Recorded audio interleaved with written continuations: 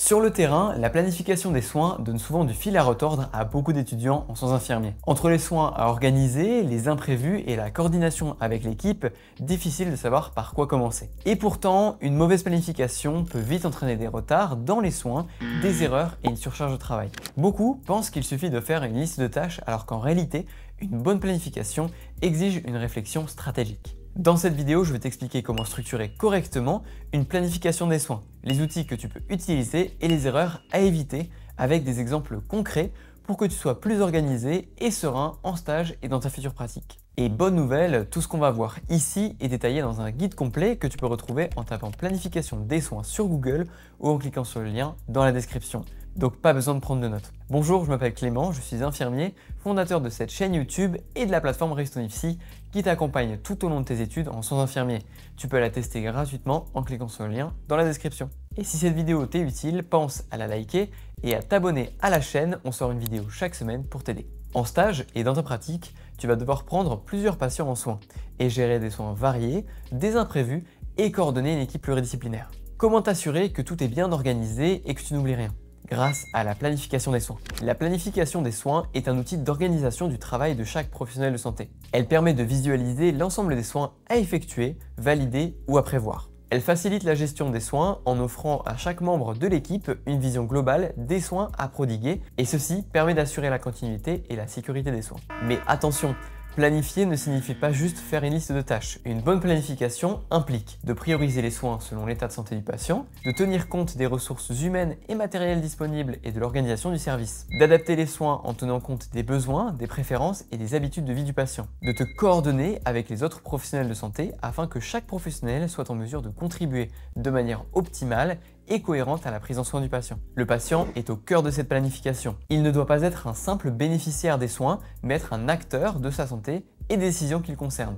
Une planification efficace repose sur 3 grands principes. 1. Organiser les soins pour chaque patient.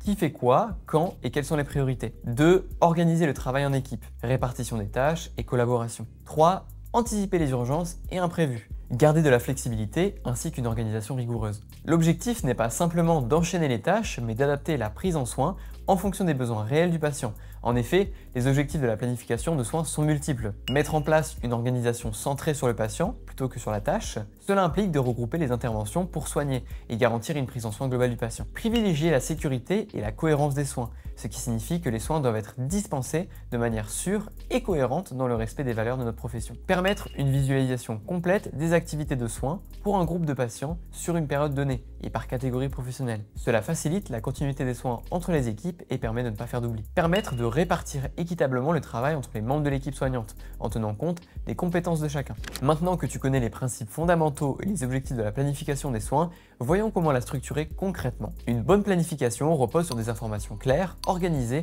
et adaptées aux besoins du patient et de l'équipe soignante. La planification des soins doit contenir toutes les données nécessaires pour une prise en soin adaptée, en respectant la confidentialité des informations médicales. Elle ne doit pas inclure le nom, le prénom ou la date de naissance du patient pour des raisons de secret professionnel. Voici les éléments que tu peux renseigner. Numéro de chambre pour identifier facilement le placement du patient, date clé, hospitalisation, nombre de jours post-opératoire ou durée du séjour, motif d'hospitalisation, la raison principale de la prise en soin, antécédents médicaux, les informations importantes qui ont un impact sur les soins, par exemple diabète, insuffisance rénale, allergie, surveillance à effectuer, paramètres vitaux, douleurs, évolution de la plaie, soins sous prescription médicale, perfusion, pansement, injection, sans retranscrire les traitements médicamenteux pour éviter les erreurs, soins du rôle propre infirmier, toilettes, confort, prévention des escarres, aide à l'alimentation, intervention des autres professionnels de santé, kinésithérapeutes, diététiciens, médecins, spécificité du patient, précautions complémentaires, retour de bloc, régime particulier, restrictions hydriques. Une astuce simple, utilise un code couleur pour distinguer les soins du rôle propre,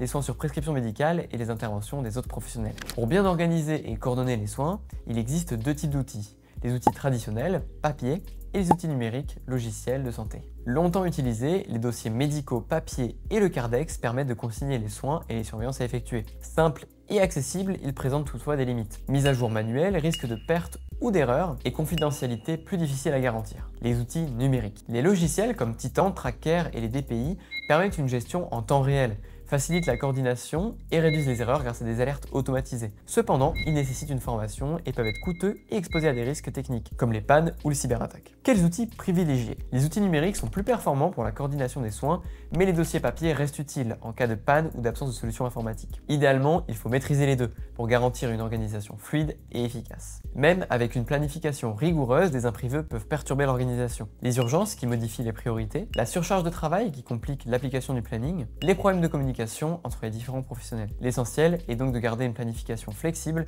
et adaptable pour réagir rapidement. Pour bien comprendre comment structurer une planification de soins efficace, prenons l'exemple de Monsieur X, 88 ans, hospitalisé pour une fracture pertroquantérienne. Regarde bien comment l'organisation de la journée est détaillée heure par heure pour que chaque soin soit réalisé au bon moment. À 8 heures, installation au lit pour le petit déjeuner, prise des paramètres vitaux, réalisation du prélèvement sanguin, administration des traitements et distribution du petit déjeuner. À 10 heures, réalisation de la toilette au lit, réfection du pansement, séance de kinésithérapie. À 12 heures, distribution du repas, administration des traitements et surveillance de la douleur. À 18 heures, retour de dialyse, prise des paramètres vitaux, aide à l'installation au lit, administration des traitements du soir et distribution du repas. À 20 heures, vérification des résultats biologiques, distribution des traitements de nuit. En rouge, ce sont les soins du rôle propre de l'infirmier et de l'infirmière. Soins d'hygiène, confort, installation du patient, ce sont des actes qui peuvent être réalisés en autonomie ou en collaboration avec les soignants. En bleu, ce sont les soins sur prescription médicale, administration de traitements, injection, surveillance de dispositifs médicaux. En vert, on retrouve les interventions des autres professionnels de santé, comme les séances de kinésithérapie, la dialyse et les visites médicales. Cette organisation offre une vision claire et anticipée de la journée du patient, afin d'éviter les oublis et d'optimiser le temps de chacun. Tu l'auras compris, une bonne planification des soins, c'est bien plus qu'une simple liste de tâches. C'est un outil qui met en évidence les stratégies de planification, telles que l'évaluation complète des besoins du patient, la définition d'objectifs clairs et réalisables, et la coordination efficace des soins. Si tu appliques les conseils qu'on a vus dans cette vidéo, tu pourras mieux anticiper, structurer et coordonner tes soins tout en gérant les imprévus avec plus de sérénité. Et bonne nouvelle, tout ce qu'on vient de voir dans cette vidéo est détaillé dans un guide complet que tu peux retrouver en tapant planification des soins sur Google ou en cliquant sur le lien dans la description. D'ailleurs, dis-moi en commentaire ce qui est le plus compliqué pour toi dans la planif. La coordination des équipes, la gestion des urgences, le nombre de tâches à réaliser. Si cette vidéo t'a été utile, pense à la liker et à t'abonner à la chaîne. On sort une vidéo chaque semaine pour t'aider à réussir ton IFSI.